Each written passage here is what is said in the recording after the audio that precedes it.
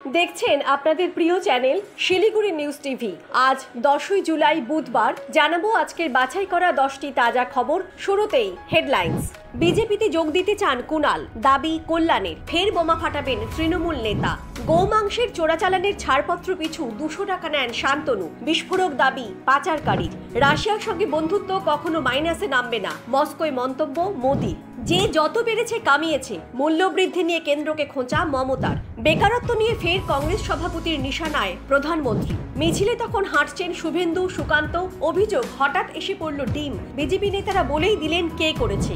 বাগদা দখলে মরিয়া তৃণমূল। লড়াই জিতে বিধানসভায় যাবেন মমতা বালা কন্যা মধুপর্ণা। প্রিয় দর্শক, আপনার কাছে একটি বিশেষ অনুরোধ, ভিডিওটিতে একটি লাইক করবেন এবং আমাদের চ্যানেলে নতুন হয়ে থাকলে দয়া করে চ্যানেলটিকে সাবস্ক্রাইব করবেন এবং পাশে থাকা বেল আইকনটি ক্লিক করবেন। তৃণমূল নেতা কুণাল ঘোষ এবং বিজেপি প্রার্থী কল্যাণ চৌবের দাবি পাল্টা দাবিকে কেন্দ্র করে জমজমাট মানিকতলা উপনির্বাচন। এদিন সাংবাদিক বৈঠক করে কুণাল ঘোষ চাঞ্চল্যকর দাবি করে বলেন, গত রবিবার তাকে ফোন করেছিলেন কল্যাণ চৌবে। মানিকতলায় তৃণমূল প্রার্থীকে হারাতে দলের সঙ্গে অন্তর্ঘাত করার বিনিময়ে কল্যাণ তাকে ক্রীড়াক্ষেত্রে বড় কোনো পদ পাইয়ে দেওয়ার টোপ দেন বলেও দাবি করেন কুণাল ঘোষের এই সাংবাদিক বৈঠকের কিছুক্ষণের মধ্যেই মুখ খুললেন কল্যাণ চৌবে। মানিকতলার বিজেপি প্রার্থীর পাল্টা দাবি, কুণাল অনেকদিন ধরেই বিজেপিতে যোগ দেওয়ার চেষ্টা করছেন। এমনকি তার কাছেও এ বিষয়ে তদবির করেছিলেন তৃণমূল নেতা। সেই সূত্রেই তিনি কুণালকে তাকে সাহায্য করার প্রস্তাব দিয়েছেন বলে দাবি করেছেন বিজেপি প্রার্থী। কল্যাণ চৌবে বলেন, আমার সঙ্গে কুণাল ঘোষের দীর্ঘদিনের পরিচয়। বইমেলায় আমার বইয়ের উদ্বোধনেও উনি উপস্থিত ছিলেন, আমার বাড়িতেও এসেছেন। 2019 সালে লোকসভা নির্বাচনের আগেও বিজেপিতে যোগ দেওয়ার জন্য কুণাল আমার কাছে এসেছিলেন। দলের রাজ্য সভাপতি এবং কেন্দ্রীয় মন্ত্রীর সঙ্গে ওনার দেখাও করিয়ে দিয়েছিলাম, কিন্তু দল তখন ওনাকে নিতে চায়নি। কল্যাণের দাবি, এখনো বিজেপিতে যোগ দেওয়ার চেষ্টা করছেন কুণাল। বিজেপি প্রার্থীর দাবি, চলতি মাসের শেষে কুণাল ঘোষ রাজ্যের বাইরে বিজেপি নেতার সঙ্গে বসতে চেয়েছিলেন। এক মধ্যস্থতাকারীর মাধ্যমে রাজ্যের বাইরে বসার কথা বলেছিলেন। হয়তো এসব হওয়ার পরে তিনি সেই বৈঠক কিছুটা পিছিয়ে দেবেন। আমি ভেবেছিলাম কুণাল ঘোষ যখন বিজেপিতে আসতেই চাইছেন তখন ওনার থেকে সাহায্য নেওয়াই যায়। আর প্রার্থী হিসেবে সাহায্য চেয়ে আমি তো দলমত নির্বিশেষে সবাইকেই ফোন করেছি। কল্যাণ চৌবে দাবি করছেন, কুণাল নিজেই তাকে রবিবার রাত 11টার পর ফোন করতে বলেছিলেন। তবে তিনি কুণালকে ক্রীড়াক্ষেত্রে বড় কোনো পদ পাইয়ে দেওয়ার টোপ দেননি বলেই দাবি করছেন কল্যাণ। তার দাবি, কুণালের প্রকাশ করা অডিওতে তার গলা বিকৃত করা হয়েছে। কল্যাণ চৌবের এই বিস্ফোরক দাবির জবাব দিয়ে কুণাল পাল্টা বলেন, আপনার সেই সময়ের সভাপতি দিলীপ ঘোষকে জিজ্ঞেস করে দেখুন কোনোদিন আমি বিজেপিতে যোগ দিতে চেয়েছি কিনা। সীমান্তে চোরাচালানকে মদত দিতে গিয়ে একেবারে হাতে নাতে ধরা পড়েছেন বনগাঁর বিজেপি সাংসদ তথা কেন্দ্রে মোদী মন্ত্রিসভার সদস্য শান্তনু ঠাকুর। তার বিরুদ্ধে গোমাংস চোরাচালানের মতো বিস্ফোরক অভিযোগ উঠেছে। শান্তনু ঠাকুর নিজের পদ ও ক্ষমতার অপব্যবহার করে চোরাচালানের পাস ইস্যু করেন বলেই অভিযোগ উঠেছে। তার লেটার হেডে প্রতিটি পাস পিছু 200 টাকা করে বিজেপি সাংসদরা নিতেন বলেই জানা যাচ্ছে। নিজের লেটার হেডে দিনে 5 থেকে 6টি এরকম পাস ইস্যু করতেন শান্তনু ঠাকুর। আর সেই ঘটনা সামনে আসতেই তোলপাড় রাজ্য ও জাতীয় রাজনীতি। ঘটনার সূত্রপাত কেন্দ্রীয় মন্ত্রী শান্তনু ঠাকুরের লেটার হেডে সই করা একটি ছাড়পত্রকে কেন্দ্র করে। শান্তনু ঠাকুর ভারত বাংলাদেশ সীমান্তবর্তী এলাকায় অবাধে চোরাচালানে মদত দিতে চেয়েছিলেন, আর সেটাই এখন জাতীয় স্তরে বিতর্কের কেন্দ্রে। ভারত বাংলাদেশ সীমান্ত এলাকায় অবৈধ কারবারে কিভাবে ব্যবহার হতে পারে এই ছাড়পত্র, এই প্রশ্ন এখন সর্বত্র। বেকায়দায় বিজেপি। গো সংরক্ষণের পক্ষে সওয়ালকারী বিজেপির টিকিটে জিতেই দ্বিতীয়বার মোদীর মন্ত্রিসভায় ঠাঁই পেয়েছেন শান্তনু ঠাকুর। তিনি নিজেই লেটার হেডে জনৈক জিয়ারুল গাজীকে বিনা বাধায় গোমাংস কারবার চালানোর সুপারিশ করেছিলেন।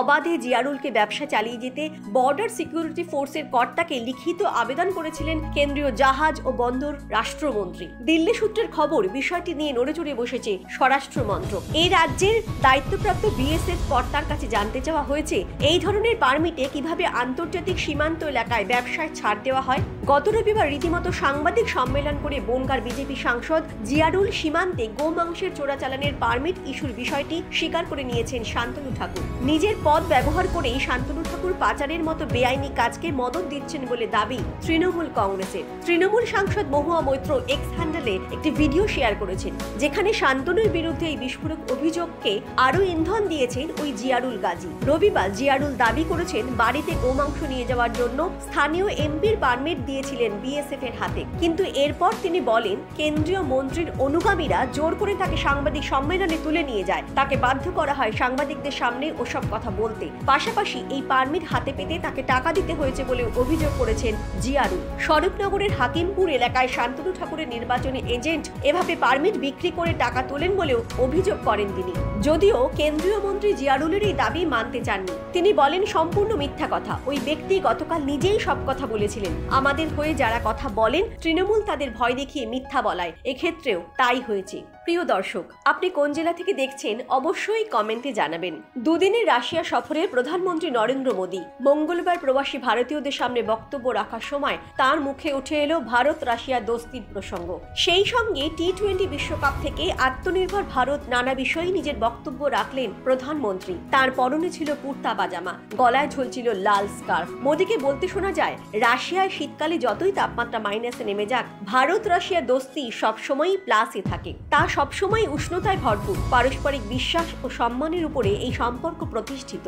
রাশিয়া শব্দটা শুনলেই প্রথমে যে কথাটা মনে পড়ে তা হলো প্রত্যেক ভারতীয়র সুখ দুঃখের সাথী। এমনকি সারপে টোপি রুশি ফেরবি দিল হ্যায় হিন্দুস্তানি গানটির উল্লেখ করেন তিনি। সেই সঙ্গে নবগঠিত তৃতীয় মোদী সরকার প্রসঙ্গ তুলে মোদী মনে করিয়ে দেন 60 বছর পরে পরপর 3 বার কেন্দ্রে একই সরকার নির্বাচিত হয়েছে। তাকে বলতে শোনা যায়, 2014 সালের আগে হতাশার গভীরতায় ডুবেছিলাম আমরা, আজ দেশ আত্মনির্ভর এবং এটাই ভারতের শ্রেষ্ঠ সম্পদ। টি-20 বিশ্বকাপ নিয়েও এদিন মন্তব্য করেন মোদী। তার কথায় আপনারা সকলেই নিশ্চয়ই টি-20 বিশ্বকাপ জয় উদযাপন করেছেন, সকলেই নিশ্চয়ই গর্বিত।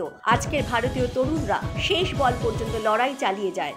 অগ্নিমূল্য সবজি বাজার, সবজিতে হাত দিতে ছ্যাঁকা লাগছে আম জনতার। সমস্যা সমাধানে মঙ্গলবার বিকেলে নবান্নে গুরুত্বপূর্ণ বৈঠক সারলেন মুখ্যমন্ত্রী মমতা বন্দ্যোপাধ্যায়। সবজির দাম নিয়ে মমতা বৈঠক করলেও এদিনও তার বক্তব্যে খোঁচা দিতে ছাড়লেন না পদ্ম বাহিনীকে। প্রায় 2 মাস ধরে চলা লোকসভা নির্বাচন নিয়ে এদিন নবান্ন থেকে মুখ্যমন্ত্রী বলেন, আসলে 3 মাস ধরে ভোট চলেছে, তখন যে যার মতো পেরেছে কামিয়েছে। সরকার তখন কমিশনের অন্তর্গত হয়, আর নির্বাচন কমিশনের তো এটা দেখা কাজ নয়, শুধু অফিসারদের বদলি করলেই কাজ হয়ে যায়। যে কেয়ার নেওয়া উচিত ছিল তা নেওয়া হয়নি। পাশাপাশি কেন্দ্রের উদ্দেশ্যে আরো বলেন, দেশ জুড়ে নিত্য প্রয়োজনীয় জিনিসের দাম নাগালের বাইরে। এটা রাজ্যের বিষয় নয়, কেন্দ্রের, যার জন্য সকলে সাফার করছে। নতুন সরকার ক্ষমতায় আসার পর শেষ 10 দিনে দাম আরো বেড়েছে, যার দিনে টান পড়েছে মানুষের হেসে নেই। ফের একবার মোদী সরকারকে আক্রমণ করলেন কংগ্রেস সভাপতি মল্লিকার্জুন খাড়গে। নিজের এক্স হ্যান্ডেলে খাড়গে লেখেন, মোদী সরকারের মিশন একটাই, সেটা হলো যুবদের বেকার করে রাখা। এদিন বেশ কয়েকটি সরকারি তথ্য তুলে ধরেন খাড়গে। দেশে বেকারত্ব অন্যতম একটি সমস্যা, এই সমস্যা থেকে বাঁচলে দেশ অনেকটাই এগিয়ে যাবে। খাড়গে বলেন, বিগত 10 বছরে দেশে বেকার বেড়েছে, কিন্তু মোদী সরকার এর সমাধান করেননি। এনএসএসওর রিপোর্ট তুলে ধরে খাড়গে বলেন, 2015 থেকে 2023 পর্যন্ত 54 লক্ষ মানুষ বিভিন্ন ক্ষেত্রে চাকরি হারিয়েছেন, মাত্র 16 লক্ষ মানুষ কাজ পেয়েছেন। তাহলে দেখা যাচ্ছে চাকরিহারা মানুষের সংখ্যাই বেশি। কংগ্রেস সভাপতি এদিন গ্রামীণ অর্থনীতির কথা তুলে ধরে বলেন, বিগত আর্থিক বছরে বেকারত্ব বেড়েছে 6.7%। দেশের মানুষের চোখে ধুলো দিয়ে বিদেশে ঘুরে বেড়াচ্ছেন প্রধানমন্ত্রী। আগামী 10 তারিখ রয়েছে উপনির্বাচন, আর উত্তর দিনাজপুরের রায়গঞ্জে শেষ দিনের প্রচারে গিয়েছেন বিজেপির রাজ্য সভাপতি সুকান্ত মজুমদার ও বিধানসভার বিরোধী দলনেতা শুভেন্দু অধিকারী। অভিযোগ, বিজেপির সেই মিছিলে কেউ বা কারা ছুঁড়েছে ডিম। সুকান্ত শুভেন্দুদের দাবি, তৃণমূলেরই লোকজন এই কাণ্ড ঘটিয়েছে, যদিও গোটা অভিযোগ ভিত্তিহীন বলে উড়িয়ে দিয়েছে তৃণমূল। এদিন দুপুরে বিজেপির মিছিল শুরু হয় শিলিগুড়ির মোড় থেকে। রায়গঞ্জের বিজেপির প্রার্থী মানস ঘোষের সমর্থনে সেই মিছিলে উপস্থিত ছিলেন সুকান্ত শুভেন্দুরা। অভিযোগ, মিছিলটি শিলিগুড়ি মোড়ে যেতেই একটি বাড়ির ছাদ থেকে তাদের লক্ষ্য করে ডিম ছোড়া হয়। এ প্রসঙ্গে সুকান্ত মজুমদার বলেন, ভাইপো বাহিনীর কাজ, পিসির লোকেদের কাজ, কাপুরুষের মতো আচরণ। লড়াই করার ইচ্ছে থাকলে সামনে এসে লড়াই করুন। ছাদ থেকে লোকে ডিম মারা হচ্ছে আমাদের নেতৃত্বের দিকে। এটা রায়গঞ্জের সংস্কৃতি নয়। আমি তো এখানকার মানুষ, কোনোদিন এই সংস্কৃতি দেখিনি। এই জঘন্য সংস্কৃতি ভাইপোর লোকেরা আমদানি করেছে। অপরদিকে শুভেন্দু অধিকারী বলেন, এই রায়গঞ্জ ভোটের মিছিলে এর জবাব দেবে। এটা কোনো আক্রমণ নয়, দেউলিয়া রাজনীতির নিকৃষ্ট পরিচয়। এটা তৃণমূলের মতো নোংরা দলের পক্ষেই সম্ভব। জেলা তৃণমূলের মুখপাত্র সন্দীপ বিশ্বাস বলেন, এটা ষড়যন্ত্র। এর তদন্ত করতে বলবো পুলিশ ও নির্বাচন কমিশনকে। যখন ওরা দেখছে এই আসনে জয়ী হবেন কৃষ্ণ কল্যাণী, সেই সময় নির্বাচন প্রক্রিয়ার বিঘ্ন ঘটাতে ওরা এই ষড়যন্ত্র করেছে। বাংলার সবথেকে কম বয়সের বিধায়কের নাম নিয়ে বিধানসভায় মন্ত্রী বিধায়কদের এক আড্ডায় কথাটা উঠেছিল। তাতে গত কয়েকটি মন্ত্রিসভার সদস্যদের নাম সামনে উঠতেই প্রথম আলোচনায় ওঠে সুব্রত মুখোপাধ্যায়ের নাম। 1972-এর মন্ত্রিসভায় তিনি মন্ত্রী। এবার বাগদা উপনির্বাচনে তৃণমূল প্রার্থী মধুপর্ণা ঠাকুর জিতে গেলে সেই রেকর্ড ভেঙে যাবে। বাগদা তৃণমূল পুনর্দখল করতে পারলে 25 বছর 1 মাস বয়সের মধুপর্ণা হবেন বিধানসভার সর্বকনিষ্ঠ বিধায়ক। যে আড্ডায় এসব নিয়ে আলোচনা চলছিল, সেখানে এর পরেই প্রশ্ন উঠল, তৃণমূল শেষ লোকসভা ভোটে কত ভোট পেয়েছে। 2011-2016 পরপর তৃণমূলের জয়ের পর 2021-এ এই আসন জিতে নেয় বিজেপি। 2024-এর বনগাঁ লোকসভার ভোটে বিজেপি ছেড়ে তৃণমূলের হয়ে লড়ে বিশ্বজিৎ দাস এই বাগদা থেকে পেয়েছিলেন 92,000-এর কিছু বেশি ভোট। বিজেপির শান্তনু ঠাকুর পেয়েছিলেন 1,12,700 ভোট। তৃণমূল পিছিয়ে 20,000-এর কিছু বেশি ভোটে। আর পঞ্চায়েত ভোটের ফল, 23-এর পঞ্চায়েত ভোটে বাগদা ব্লকের 12টি পঞ্চায়েতের মধ্যে বিজেপির দখলে যায় মাত্র 3টি। এই দুই ফল দেখেই তৃণমূল নেত্রী মমতা বন্দ্যোপাধ্যায় উপনির্বাচনে প্রার্থী বাছাইয়ের দায়িত্ব দেন ব্যারাকপুরের সাংসদ পার্থ ভৌমিককে। স্থানীয় রিপোর্টের কথা তুলে পার্থ বলেছিলেন, এবার লড়াইয়ে জিততে হলে নতুন ঝকঝকে মুখ দরকার। পুরনো ঝগড়া ঠেলাঠেলি ছাড়িয়ে মানুষকে উন্নয়নকে সামনে রেখেই লড়াই করতে হবে। এমন জনপ্রতিনিধির কথা ভাবতে হবে। স্থানীয়দের দাবি নিয়ে আলোচনা চলছে, তখন ঠাকুরবাড়ির সমস্যা নিয়ে আন্দোলনে বসে মধুপর্ণা ঠাকুর। বড়মা বীণাপানি দেবীর ঘরে তালা লাগিয়ে তার মা রাজ্যসভার সাংসদ মমতাবালা ঠাকুরের প্রবেশ আটকেছে শান্তনু ঠাকুর। এই অভিযোগে মধুপর্ণার আন্দোলন চলছিল। এর আগে রাজনীতিতে না থাকলেও এই আন্দোলনে তার জেদ সকলের সঙ্গে তার পরিচয় করিয়ে দেয়। তার হাতেই তাই বাগদা পুনর্দখলের ভার তুলে দেয় তৃণমূল। খবর এখন এই পর্যন্তই। পরবর্তী খবরগুলো সবার প্রথমে পেতে আমাদের চ্যানেলটিকে সাবস্ক্রাইব করুন।